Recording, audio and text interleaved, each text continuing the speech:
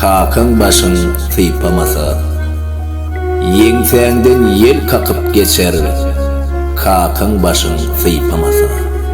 Yürep baryan yollum uçur, kakın başın sıypamasa. Durmuş saylar öz merdini, başa tecik etmez her kimi, iller götürmez derdini, kakın başın sıypamasa.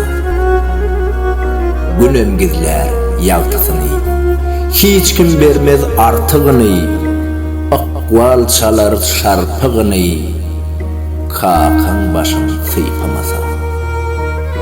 Çödüşmez hiç kim yumoğu, yamanlar bolmaz yamağın, dolup durur ağaç damağın, kakın başın sıypamasa.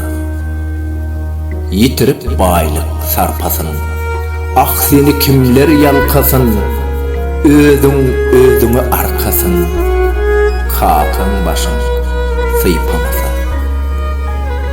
Autory Kerim Halli, Alıp Barzi Toyçu Hekimov.